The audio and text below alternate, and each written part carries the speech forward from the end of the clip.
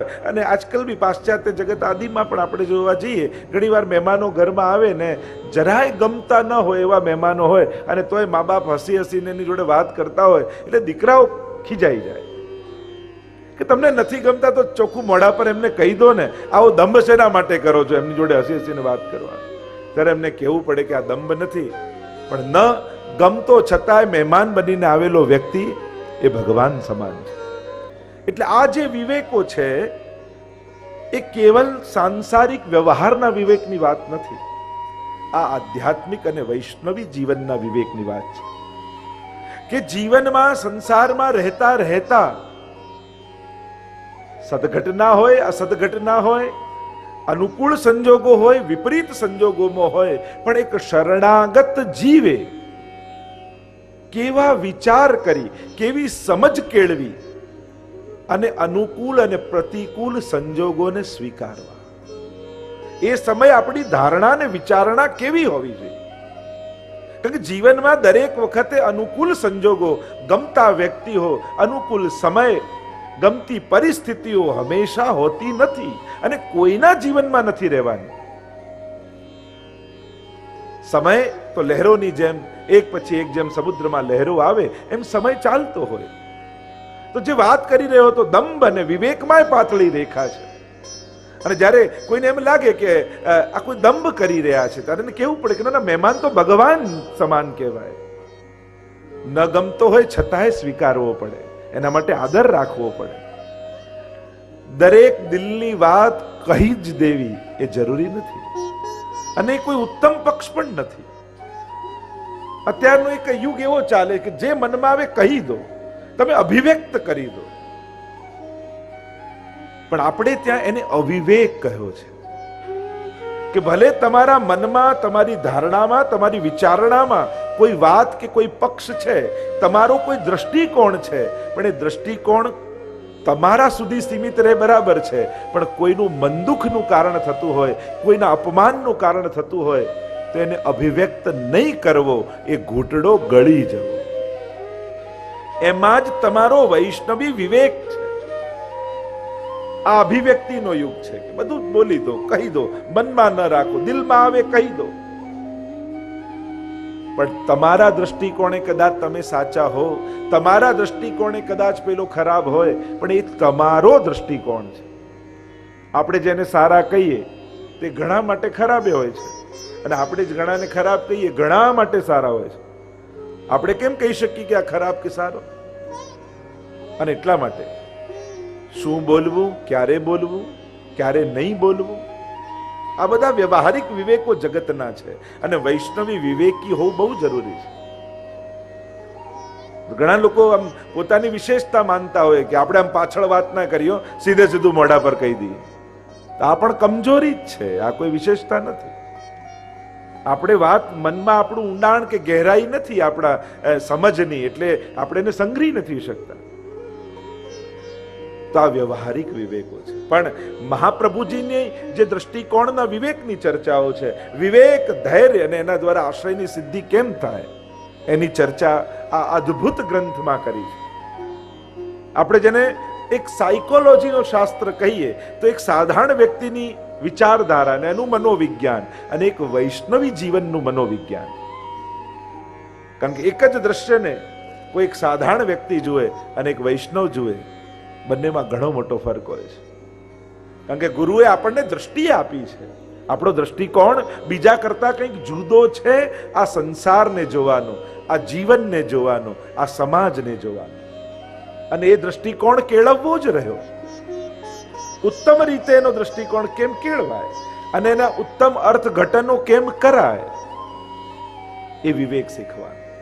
બિનો સત્સંગ વિવેક ન હોય, और राम कृपा बिन सुलभ न सोई. ભગવાનની કૃપા વગર જીવનમાં વિવેક આવતો નથી.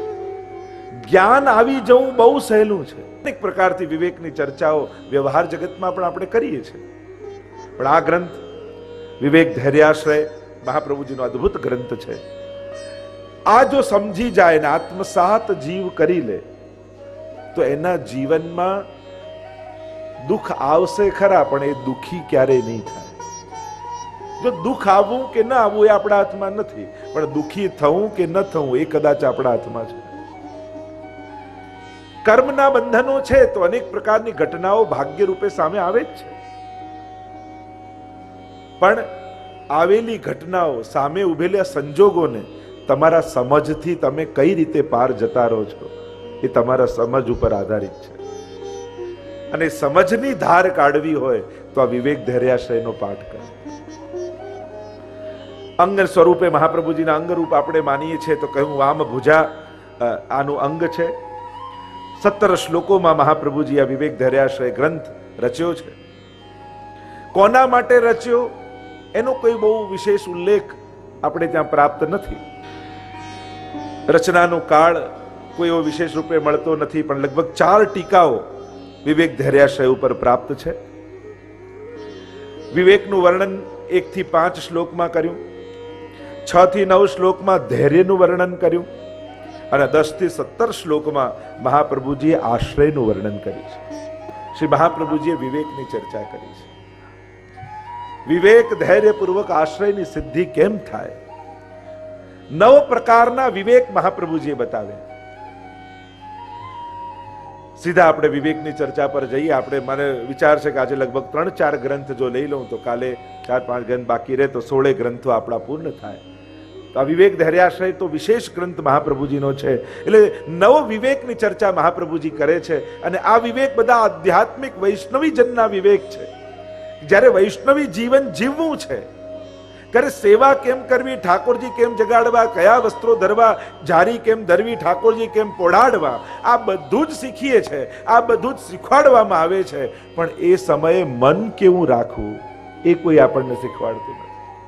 સંસારમાં રહેતા રહેતા માણસે સમજ કેવી કેળવવી એ કોઈ આપણને શીખવાડતું નથી. એ શીખવાડે છે શ્રી મહાપ્રભુ આ વિવેક ધૈર્યાશ્રય નામના ગ્રંથમાં. એટલે મને તો એમ થાય કે જીવ જ્યારે બ્રહ્મ સંબંધ લે અને એમ કે હવે મારે વૈષ્ણવી જીવન જીવવું છે તો એને સૌથી પહેલું આ વિવેક ધૈર્યાશ્રય ગ્રંથ ભણાવવો જોઈએ કે તું પહેલા આ વાંચીને આવ. અને આ ગ્રંથ કેવલ કોઈ પુષ્ટિમાર્ગી જીવ માટે જ નહીં, પણ જેણે પણ એક ભક્ત તરીકે પોતાના જીવનને સફળ કરવું છે અને સંસારના ઉદ્વેગિત ન થઈ અને પ્રસન્નતાપૂર્વક સંસારિક જીવન જીવવું છે, એણે આ વિચારધારાથી જીવવું જોઈએ. પહેલો વિવેક મહાપ્રભુજી આપણને આપ્યો, હરિ સર્વમ નિજેચ્છાતઃ કરિષ્યતિ. હરિ સર્વમ કરિષ્યતિ, પહેલો વિવેક. બીજો વિવેક, હરિ સર્વમ નિજેચ્છાતઃ કરિષ્યતિ. આ 2 વિવેક સૌથી પહેલા કહ્યું શ્રી હરિ વૈષ્ણવનું બધું જ કરી આપશે. હરિ સર્વમ કરિષ્યતિ, કારણ તમે શરણાગત થયા છો. અને શરણાગત થયા છો એટલે ભગવાને ગીતાજીમાં જ વચન આપ્યું છે, યોગ ક્ષેમમ વહામ્યહમ. આ ભગવદ્ ગીતાનું ભગવાનનું વચન છે કે જે અનન્ય ભાવે અનન્યાશ્ચિંતયંતો મામ યે જનઃ પર્યુપાસતે તેષામ નિત્યાભિયુક્તાનામ યોગક્ષેમમ વહામ્યહમ. તમારું યોગ અને તમારું ક્ષેમ એ હું કરીશ એમ ભગવાનના વચન છે. જો ક્યારે કોઈ વ્યક્તિના વચન પર વિશ્વાસ રાખવો ન રાખવો જુદી વાત, પણ ભગવાનના વચન પર ક્યારે શંકા નહીં કરવી. ગીતાજીમાં આપેલું વચન છે ભગવાન, અને ભગવાન કરે જ છે. અરે આપણે આપણા જીવનને જોઈએ. હું કોઈ ગ્રંથ જોવાનું તમને નથી કહેતો, કદાચ વેદ પુરાણ ન જુઓ, પોતાના જ જીવનને જુઓ ને. કદાચ 15, 20, 25, 30 વર્ષ પહેલા આપણે ક્યાં હતા અને ઠાકોરજી આજે ક્યાં લાવીને રાખ્યા. કેવી કેવી ઘટનાઓ જીવનમાં ઘટી. ઘણી વાર તો એમ થયું કે હવે જીવન ખતમ, હવે તો ફસાઈ ગયા, હવે તો જાણે તળિયે આવી ગયા, બધું ખતમ થઈ ગયું છે. એવા સંજોગો સામે આવ્યા, છતાંય ઠાકોરજીએ બધેથી ઉગારી લીધા ને. આપણે પ્રભુએ બધેથી આપણને કાઢ્યા ને. તો આજ સુધી જે આપણું બધું કરતો આવ્યો એ આગળ નહીં કરે. જેણે ભૂતકાળમાં આપણને બચાવ્યા એ ભવિષ્યમાં આપણી રક્ષા નહીં કરે. કેવી કેવી ઘટનાઓ જીવનમાં ઘણી વાર તો ઘટી જાય. માણસને એમ લાગે કે હવે જીવવું કઈ રીતે આગળ, કઈ રીતે જીવન સંભવ થશે.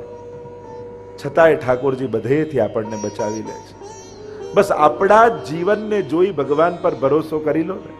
કદાચ ગ્રંથોને જોઈને ભરોસો ન આવે તો પોતાના જ જીવનને વાંચીને ભરોસો કરો કે આજ સુધી જે મારી રક્ષા કરતો આવ્યો, આજ સુધી મારા જીવનને જે પાર કરતો આવ્યો, એ આગળ પણ મારું બધું કરશે. મહાપ્રભુજી કહે આ સૌથી પહેલો વિવેક વૈષ્ણવનો હોવો જોઈએ, પ્રભુ મારું બધું જ કરશે. એક નાનકડું બાળક જે હજી મહિના 2 મહિનાનું થયું છે, એ પોતે કોઈ પુરુષાર્થ કરતો નથી, કોઈના વખાણ કરતો નથી, કોઈની ચાપલુસી કરતો નથી, કોઈની પ્રશંસા કરતો નથી, કોઈની પાસે પોતાના કામ કઢાવવાના કાવા દાવા કરતો નથી, બિલકુલ અસમર્થ બાળક હોય છે, છતાંય ભગવાન એનું બધું પૂરું નથી કરતા. એ કોને પટાવવા જાય છે, કોને મનાવવા જાય છે, એ કોની પાસે પોતાના કામ કઢાવવાના કર્તવ્યો કરે છે? કઈ નથી કરતું, બિલકુલ અસમર્થ. એને બોલતા નથી આવડતું, ચાલતા નથી આવડતું, સમજાવતા નથી આવડતું, પૂરું દેખાતું નથી, પૂરું સંભળાતું નથી, તોય ભગવાન એના પોષણની બધી જ વ્યવસ્થા કરી દે. કેવું એની માં એની બધી જ સુરક્ષાઓ સાચવી લે છે. નહીં તો માં એ જીવાત્માને ઓળખતી હતી, ક્યાંથી આવ્યો, મોટો થઈને શું કરશે, કેવો થશે, પહેલા બધું આની જોડે ચોખવટ કરી લઉં, પછી આનું લાલન પાલન કરીશ. ના ના, પહેલા આની સાઈન કરાવી લો. ભલે જન્મ્યો છે, ડોક્ટર આપણને રજા આપે હોસ્પિટલમાંથી કે બધું બિલ ચૂકતે, એના પહેલા બાળકની પણ સાઈન કરાવી લઉં કે મોટી હું થઉં, ઘરડી થઉં ત્યારે મને પાલશે, મારી રક્ષા કરશે, મારી જોડે રહીને બધું જ મારું કામ કરશે, પછી જ આનું લાલન પાલન કરું. એવો કોઈ કોન્ટ્રાક્ટમાં કરે છે? ના, ભરોસા ઉપર બધું ચાલે છે. મહાપ્રભુજી કહે, હે જીવો, તમે પણ ઠાકોરજીના આવા અબૂધ અસમર્થ બાળક જ તો છીએ. ઠાકોરજી આગળ બ્રહ્મ સંબંધ લઈને વચન આપીએ છીએ કે પ્રભુ બધું જ આપનું છે, પણ એ બાળકને જેમ ભરોસો મા ઉપર છે. નહીં તો બાળક ક્યારે જીદ પકડે, નર્સને કે ના ના મને ઘરે ના મોકલતા, મમ્મી બધું નહીં કરે, મને હોસ્પિટલમાં જ રાખો. અને અત્યારે તો લોકો એવા છે કે જો એ મા બાપને પહેલેથી ખબર પડી જાય કે અમને વૃદ્ધાશ્રમમાં મોકલવાના છે, એ પહેલા તો મા બાપ આને અનાથાલયમાં મૂકી આવે, એવું થઈ જાય ને. બધું પૂરું થાય છે. સમર્પણ કરેલા જીવે ક્યારેય કોઈ શંકા નહીં કરે. સૌથી પહેલો વિવેક આજે ગાંઠ બાંધી લો, એવા ભરોસા સાથે જીવો કે ભગવાન મારું બધું જ કરશે. પણ એ વાત ચોક્કસ, જેમાં મારું ભલું હશે એ બધું જ કરશે. એક વાત જોડી દઉં ખાલી, હું માંગુ એ આપે નહીં, જેમાં મારું ભલું હશે એ બધું જ આપશે. એટલે ભગવાન મારી શરતે ચાલે એ જરૂરી નથી. તો આપણી તો માંગો એવી હોય, તો ઘણી વાર કહું ને, લોકો માંગે એવું કે ભગવાનને ચક્કર આવી જાય. હે ભગવાન, વરસાદ ના પાડતા કપડા સૂકવ્યા છે, તારા કપડા પાછળ ભગવાન વરસાદ બંધ કરી દે. લોકોની માંગો એ કેવી હોય કે આમ ખગોળ ભૂગોળના નિયમો ફેરવી નાખે. જો કઈ સુકવણીમાં મૂક્યું હોય ને ધાબે, તો લોકોની માંગો એટલે પ્રભુને એમ થઈ જાય કે મારે આને કપડા સાચવવા કે ખેતરમાં વરસાદ પાડો. તો આપણી તો માંગો ઉપર જો ભગવાન ચાલે તો સૃષ્ટિ ચાલી જ ન શકે. કોઈ ડોક્ટર એમ કે આમ આશીર્વાદ આપો ને પ્રેક્ટિસ સારી ચાલે, તો અમારે શું આશીર્વાદ આપવા એના? કે બધા બીમાર પડી જાય. અમે તો એવા આશીર્વાદ આપીએ કે આશીર્વાદ એવા છે કે જેને અડો એ સાજા થઈ જાય. તો આપમેળે પ્રેક્ટિસ સારી ચાલે કે જેને અડો એ સાજા થાય. નહીં તો કોઈ દવાની દુકાન ખોલે એમ કે સારી દુકાન ચાલે એવા આશીર્વાદ આપો. તો પ્રભુ બધું જ કરશે એવો ભરોસો. દ્રઢતાપૂર્વક આજે મનમાં સંકલ્પ કરેલો કે એ બાબતમાં મારે ક્યારે શંકા. અને આવો જેને ભરોસો હોય એ તો ખોળામાં રહેલા બાળક જેવો કેવો નિશ્ચિંત થઈ જાય. જરાય ચિંતા હોય. ક્યારે કોઈ ખોળામાં રહેલા 2 મહિનાના બાળકને આમ કપાળે હાથ રાખીને ટેન્શનમાં જોયો કે આ ખોટા શેર લેવાઈ ગયા? ક્યારે એને ટેન્શનમાં જોયો?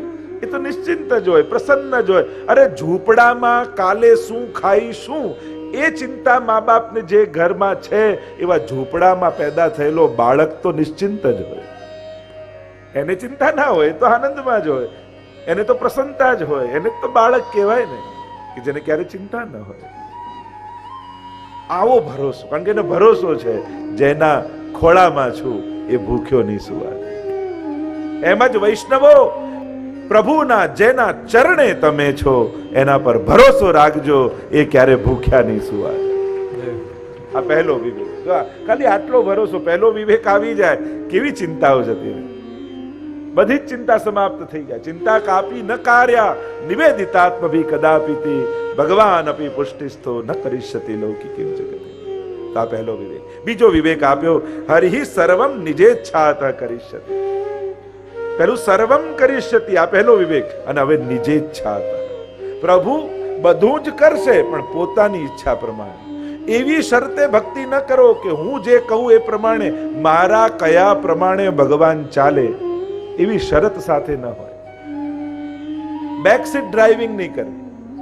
તમે અર્જુન બનીને રથની લગામ ભગવાનને સોંપી અને પછી એમ કહો હવે આમ જમણી બાજુ લેજો ને હવે આમ ડાબી બાજુ લેજો ને આમ, તો આપણે ડ્રાઈવર હોય ને એ કંટાળી જાય, બહુ કે કરો તો લો તમે જ ચલાવો, હું પાછળ બેસું છું.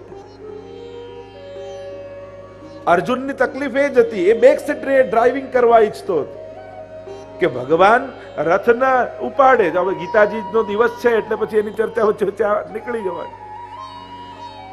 તો કે રથ ચલાવો અને આ ભગવાનને સેનયોર ઉભરયોર મધ્યે રથમ સ્થાપય, બંને સેનાઓની મધ્યમાં રાખો એવી આજ્ઞા તો કરી, પણ એને ક્યાં ખબર છે કે ચલાવનારો કૃષ્ણ છે. જાણી કરીને એવી જગ્યાએ રથ ઉભો રાખ્યો તો બધા મામા ને સસુર ને ભાઈઓ ને કાકા ને ગુરુ ને એ જ બધા દેખાયા. જો ભગવાન ઈચ્છે તો એવી જગ્યાએ રથ લઈ જાત જ્યાંથી દુશાસન ને આ બધા દેખાત, તો લડવાનો ઉત્સાહ વધી જાત અર્જુનનો. પણ ભગવાને જાણી ખરીને, કારણ કે રથ તો યોદ્ધાઓ તો કેટલા છે અને કેટલી મોટી સંખ્યામાં સેનાઓ ઊભી છે, પણ આ કૃષ્ણ જાણી કરીને રથ ત્યાં લઈ ગયા. અર્જુન વિચાર કરે છે, મોહમાં છે, શું કરવું શું ન કરવું, આમ કરવું ન કરવું, યુદ્ધ લડવું ન લડવું, અનેક પ્રકારની ગીતાજીમાં તો ઘણી ચર્ચાઓ છે. પણ ભગવાનને રથ સોંપ્યો છે કે આપ બધું કરવાના છો તો મારા પ્રમાણે ચાલો. આ સેવકનો ધર્મ નથી. ભગવાનને કહેવાય એમ કે પ્રભુ મારા જીવનના માર્ગનું દર્શન આપ કરાવજો. આપ મારા જીવનનું સમર્પણ એટલે શું? આપણા જીવનના રથની લગામ ભગવાનના હાથમાં આપી દેવી, એનું નામ સમર્પણ. કે પ્રભુ આજ સુધી મનને જ્યાં જ્યાં કહ્યું ત્યાં મન પ્રમાણે રથ ચલાવ્યો, હવે આપનો થયો છું, હવે લગામ હું આપના હાથમાં આપું છું. આપ મને માર્ગદર્શન કરજો, આપ દિશા આપજો. એટલે ભગવાનની ઈચ્છા પ્રમાણે જીવવું, નિજેચ્છાત. અને વાર્તા સાહિત્યમાં કહ્યું ને, પ્રભુ કરે સો ભલી કરે. પ્રભુની ઈચ્છામાં પ્રસન્ન રહેવું. પ્રભુની આમાં કંઈક ઈચ્છા છે. આપણા દ્રષ્ટિકોણ બહુ નાના છે. આપણે સૂરજને આપણી બારીએથી જોઈએ અને આપણને એટલો લાગે, પણ સૂરજ ઘણો મોટો છે. ભગવાનની વ્યાપકતા. ક્યારેક ભગવાનની જગ્યાએ બેસીને દુનિયાને જુઓ ને તો દુનિયામાં તમને કોઈ અવ્યવસ્થા નહીં દેખાય. આપણી ખુરશી પર બેસીને દુનિયાને જોઈએ છે ને એટલે આપણને એમ લાગે કે આ ખોટું, આ સાચું, આ આમ નતું કરવું જોઈતું, આમ કરવું જોઈતું. કારણ કે ભગવાનની જગ્યાએ બેસીને જુઓ, એ સર્જકની જગ્યાએ બેસીને જ્યારે સર્જનને જુઓ ત્યારે જ એના સર્જન માટે સાચો ન્યાય કરી શકાય. આપણે દુનિયામાં કોઈ એટલા મહત્વના વ્યક્તિ નથી કે ભગવાનને આપણને દુખી કરીને મજા આવે. અરે ખાલી બીજા ગ્રહ પરથી જઈને પૃથ્વીને જુઓ ને તો ત્યાંય તમે નહીં દેખાઓ. આખા બ્રહ્માંડમાં પૃથ્વી એક રાઈના દાણા જેટલું છે. આપણે કોઈ એવા મહત્વના વ્યક્તિ નથી કે ભગવાન આપણા સુખ અને દુઃખ માટે કોઈ વિશેષ પુરુષાર્થ કરે. એટલે પોતાનો અહમ મૂકીને ભગવાનના શરણે જવું. તો ભગવાન પોતાની ઈચ્છા, અથવા બીજો અર્થ નિજ, તો નિજજનોની ઈચ્છા પ્રમાણે ભગવાન કરનારા છે, ભક્તોની ઈચ્છા પ્રમાણે કરનારા છે. તો આ બીજો વિવેક. ત્રીજો વિવેક મહાપ્રભુજી કહ્યું, પ્રાર્થિતેવા તતઃ કિમ. પ્રાર્થિતેવા તતઃ કિમ સ્યાત સ્વામ્યભિપ્રાય સંશયાત. તો કહું પ્રાર્થના કરવાથી શું? અને એટલા માટે પ્રભુ પાસે ક્યારે પણ માંગણી નહીં કરવી. કારણ મનુષ્ય પોતાનું હિત અને અહિત સમજી શકતો નથી. ભગવાનની બહુ જ મોટી કૃપા એ છે કે આપણી ઈચ્છાઓ એ પૂરી નથી કરતો, નહીં તો આપણી જાતે જ આપણું સર્વનાશ આપણે કરી લઈએ. માંગણી કરવાનો એક અર્થ એ થાય છે કે ભગવાનની બુદ્ધિ ઉપર આપણને ભરોસો નથી. ભગવાન જે કરી રહ્યા છે એ બરાબર નથી કરી રહ્યા, એ જ માંગણીનો અર્થ થાય. અને એટલે મહાપ્રભુજી માંગણી કરવાની ભગવાન પાસે ના પાડે. પ્રાર્થિતે એવા તતક્કિમ સ્યાત સ્વામ્યભિપ્રાય સંશયાત. એટલે કે ભગવાનના અભિપ્રાયમાં તમને શંકા છે, એટલે કે તમે એ સાબિત કરવા માંગો છો કે ભગવાનને બધી ખબર નથી પડતી. આપણે કોઈને ક્યારે કહેવા જઈએ? જ્યારે એને ખબર ન હોય ત્યારે જ કહેવા જઈએ. એને બધી જ ખબર હોય, જો આપણે જાણતા હોય તો એને કંઈ કહેવાની જરૂર ન પડે. તો પ્રભુ બધું જ જાણે છે. એટલે માંગણી કરી ભગવાનને તમે મજબૂર ન કરો કે તમે માંગ્યું એ જ કરે. પ્રાર્થના ન કરો, માંગણી ન કરો. પુષ્ટિ માર્ગમાં માંગણી કરવાની ના કહી છે, કારણ કે એ અંતર્યામી છે, એ જાણે છે, એને બધું જ ખબર છે. કયા સમયે આપણને શું આપવું એને વધારે ખબર છે. પ્રાર્થના યાચના નહીં કરવી. પ્રાર્થનાનો અર્થ થાય કોઈ વિશેષ પ્રયોજન સાથે માંગણી કરવી. ચોથો વિવેક આપ્યો, સર્વત્ર તસ્ય સર્વમિહિ સર્વ સામર્થ્યમેવ ચ. બધે બધું જ એનું જ છે અને બધું જ આપવાનું સામર્થ્ય એની પાસે છે. આ મનમાં હંમેશા ભરોસો રાખો. આ જે કાંઈ છે એ બધું એનું છે. અને સીધી જ વાત છે ને, 25 પૈસા લઈને પણ માણસ પેદા થાય છે. માણસ શું લઈને પેદા થાય છે? ખાલી અહીંયા મળેલી વસ્તુઓને પોતાનો હક જમાવવામાં જ આખી જિંદગી ખતમ કરી દે છે. પણ પછી લઈ જવાની કોઈ વ્યવસ્થા નથી. અને કદાચ વ્યવસ્થા હોત તો આમાંથી કેટલા લોકો જે મૂકી જાય. આ તો વ્યવસ્થા નથી, એટલે ઘરના લોકો પર આપણે ઉપકાર જતાવીને કહીએ તમારા માટે આટલું આટલું મૂકી જવાનું છું, તો દીકરાઓ કે લઈ જાઓ ને ભેગું. અમે ક્યાં ના પાડી? અને એમાંય જો એકાદ બેંકની બ્રાન્ચ જો વૈકુંઠમાં ખુલી જાય અને ટ્રાન્સફરની વ્યવસ્થા થઈ જાય તો કોઈ મૂકી જાય? એક વસ્તુ યાદ રાખો, જો ઘરના બધા લોકો સમજદાર છે, હોશિયાર છે, તો કમાઈ જ લેવાના છે.